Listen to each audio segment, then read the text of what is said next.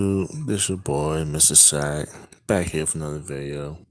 And as y'all can see at the title, it says what happened to the ass ponies. And this is a trilogy, but not actually a trilogy, it's actually like a series I'm doing with what happened to certain musicians. And as you know, the first video I did what happened to Dishwobble. Second video, I did what happened to the Cocktails. And that's the video of what happened. And it says the ass ponies edition. So three former label mates for the 90s got the first three sides. So let's get right into it. Of the band, what happened, how they formed, all that good juicy little info that people want to know. And where they at in 2021. And if you want to know what happened to any other musicians from different genres, don't yeah, be only musicians, anyone where it happened to them. I'd be surely, to do it for y'all and make, videos about it. So let's get right to the video. Click like, subscribe to the channel, hit the notification bell on the right, and leave it with a thumbs up. So here it goes. So the Ass Ponies born in Cincinnati, Ohio in 1988. And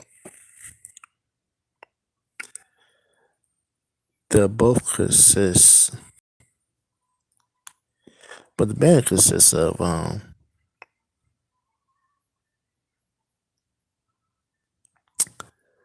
this style of alternative rock that is uh more best way to spin it. It's a mix of Americana, country, um actually alternative country, but actually still alternative rock. So they're based off that. And the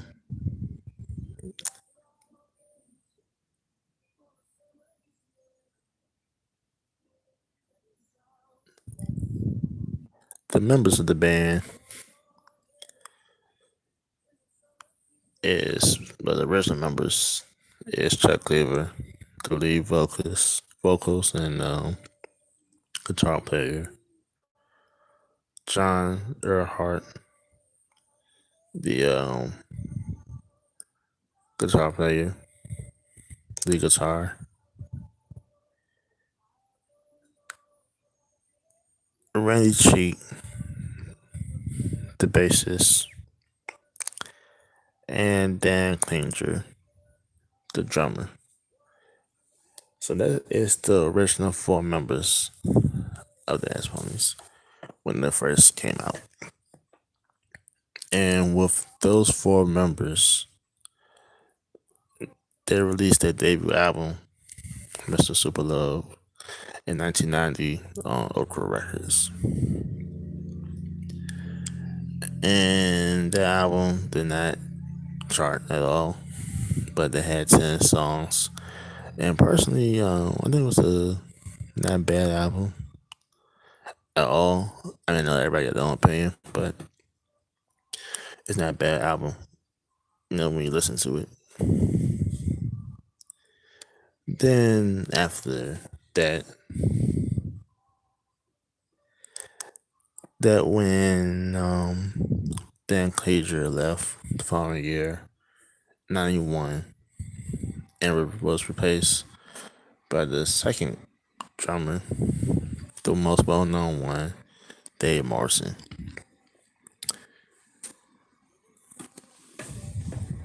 And then with Dave Morrison, that when they released their second album, Realm, on Okra / Safe House Records. And that album, in my personal opinion, I liked it way better than the debut album, Mr. Super Low. The songs were more like, you can tell like they got into their sound and took the album more very more efficient.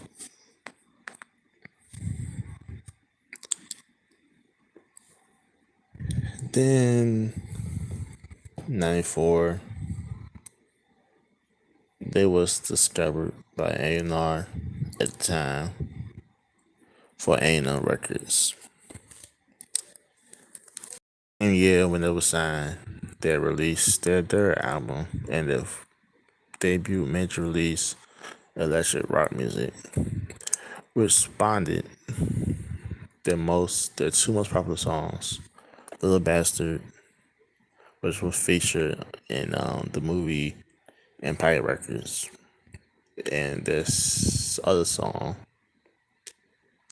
Earth to Grandma, and both had airplay on MTV, VH1, The Box, and stations like that.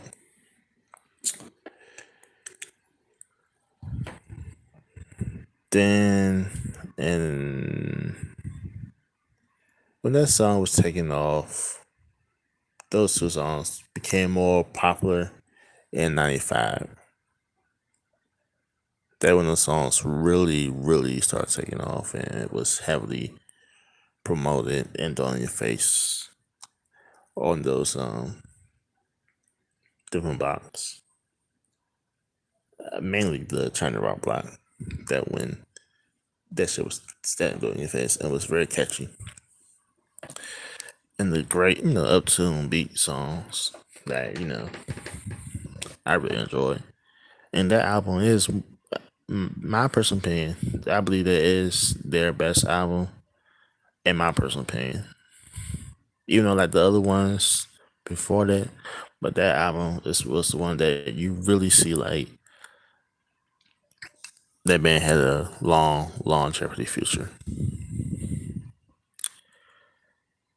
Then after that album was released, that when the original guitar player, John Earnhardt, left the band for unknown reasons.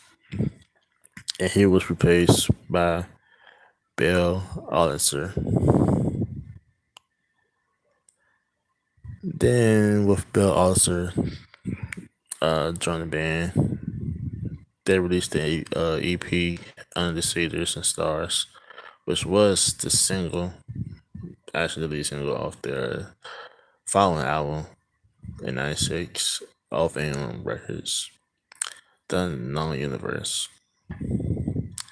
And that album had a bunch of positive reviews, just like Lesser Rock.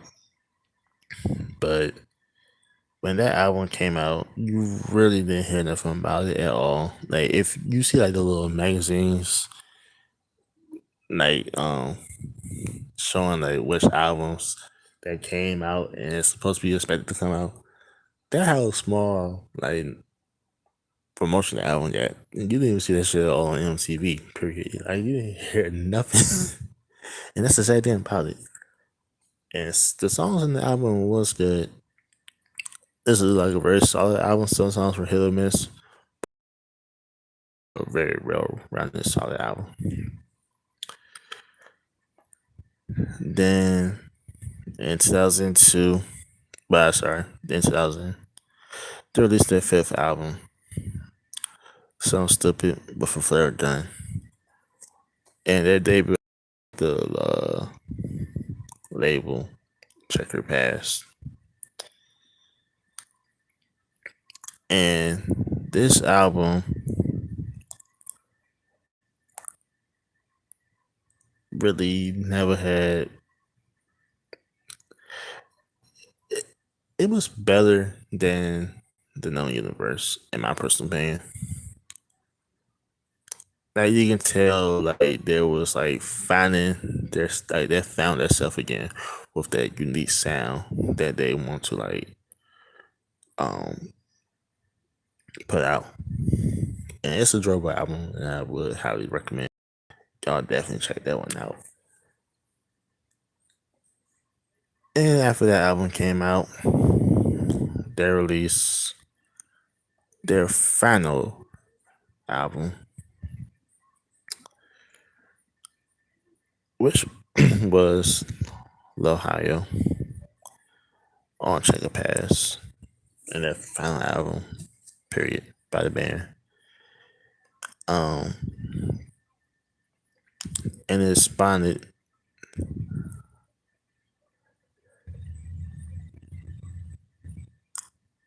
How was it was a very highly recommended album from the critics, and a bunch of people really enjoyed that album. And it really is a good album.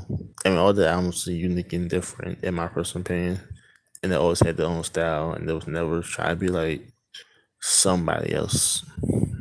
Like you know how most other bands, when they were signed to a label, like before they were signed, they sound different.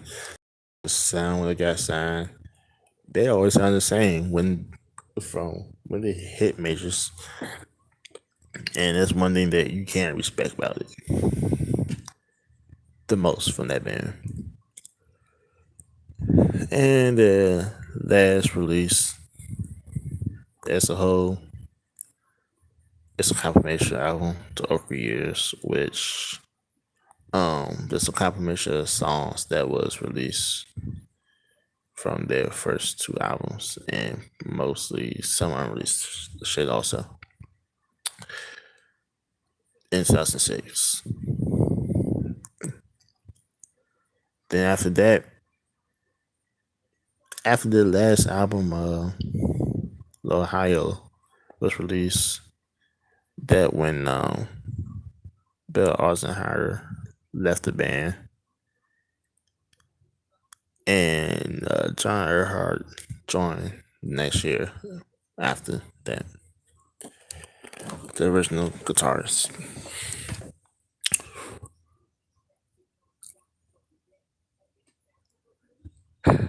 Um, then the band broke up in 2005, and that when Chuck Lever formed his other band, Wussy, that he's currently the lead singer, well, one of the key lead singers of the band. And after uh, 10 years, in 2015, they came back.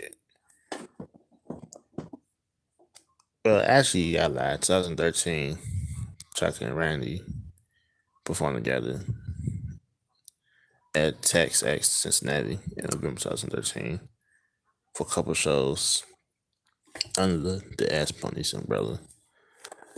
Then it's July 2015. The band will play two shows at Woodward Theater in Cincinnati, November 6th and November 7th. And some footage of the shows can be found on YouTube. And sadly, that was last you heard of them. I mean, when they came back, I mean, they did not get that buzz or the hype that people would expect. But I mean, I think it was kind of cool though. That's some real shit. And last year, that when Treasury struck the band, the guitarist John Earnhardt passed away at age 58. Um,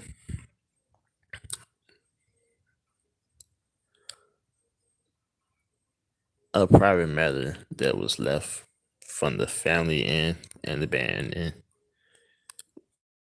it's when sometime during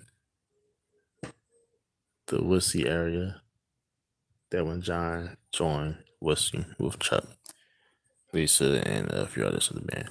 So he actually did join the band and was still with both projects when Ass Punish reunited fully in 2015. So it's been a year on May 7th when he passed. I mean, it came up on Wikipedia as breaking news also, and certain websites like Pitchfork and the Billboard in a span, but I mean, it really surprised me personally because he was a good guitar player in my personal opinion. Like at that time, we had Ronnie Craven's Dishwaller. You had damn man, you had Scott Johnson from Jam Blossoms, Lars from Rancid. Like you had so many main league guitar players. Like it was crazy at that time in that era where that was all based at. And would the ass Ponies ever get back together for a reunite? I possibly highly doubt so. All members still active in music and doing their own thing. But personally, it was good to see them come back together in 2015 as a whole, the remaining members of their fame era. And as of 2021, Chuck Cleaver still performs. We'll see. Um, Randy Cheek still perform occasionally with his bands. Same with Dan Morrison. The other member, I'm not sure at all. Not really, not sure. The other two members, period. Like, there's no they Bill and Dan, I'm not sure, but Dave, I know he's still performing with their bands respectively. Um, and before I end off the video, I'd like to give a happy belated birthday to Randy from the band that was yesterday, and a happy 62nd birthday to Chuck Cleaver, which is today of the making of the live stream video. So it's a band that most people forget about. Some remember, and especially if you can tell weird music and shit like I am for different genres, you will respect, the artistic section of the band. So this your boy Mr. Sorry sign out. Click that subscribe to the channel. Hit the notification tab whenever I do another live stream of any music videos on my gaming shit. This is part 3 of what happened, and part 4 coming soon. And I know some people probably wonder why I did this while the Hollowfields and Ass Ponies back to back like that. That's the first 3 entries. That bunch of people that really did wonder what the hell happened to Dishwaller. And, and a bunch of people, some people want to know what happened to the Hollowfields. And I know there's people out there want to know what the hell happened to the Ass Ponies in the future of the band. So I just really want to give insight of like what happened to certain musicians and what's the status gonna be. So as of 2021, we still got living legends that's still doing that thing. Respectfully. Boy, Mr. Sign out. Peace. Thank you for watching.